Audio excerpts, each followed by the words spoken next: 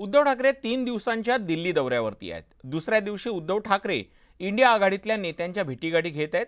दरम्यान उद्धव ठाकरेंनी पत्रकार परिषद घेत अदानींच्या मुद्द्यावरती आपली रोखठोक भूमिका मांडलेली आहे। धारावीकरांच्या विकासाआड मी आलेलो नाही, मात्र मी मुंबईची विल्हेवाट लावू देणार नाही, एका धारावीची 20 धारावी होऊन देणार नाही, असं ठाकरेंनी ठणकावून सांगितलंय। तर सीएम भेटीबाबत शरद पवार आपली भूमिका स्पष्ट करतील असंही ते म्हणाले।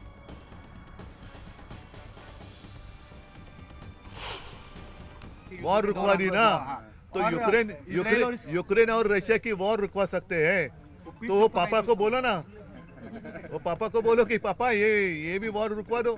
बांग्लादेश में हिंदुओं के ऊपर अत्याचार हो रहे, पापा अत्याचार रुकवा दे पापा।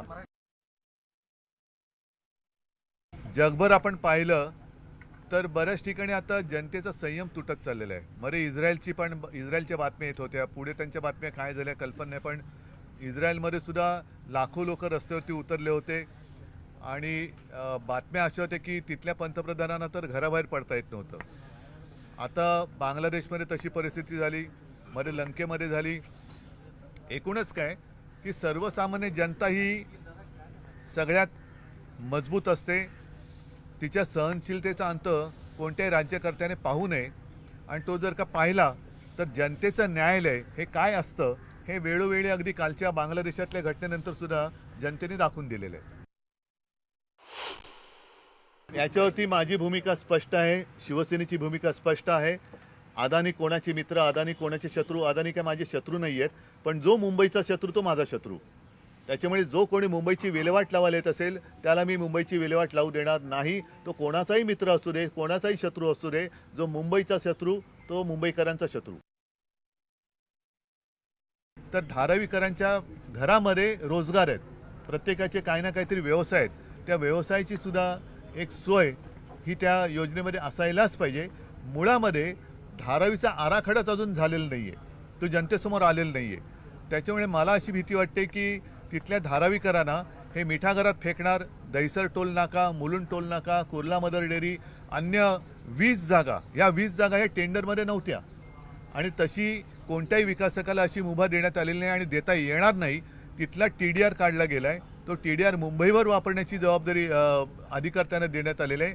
हे सर्वथा गैर आहे, त्याच्यामुळे ह्या काही गैर गोष्टी आहेत त्या आम्ही मुंबईत होऊ देणार नाही। बाकी कोणाची काय भूमिका असेल तो याचा त्याचा प्रश्न आहे, पण शिवसेना मुंबईची विल्हेवाट कोणालाही लावू देणार नाही।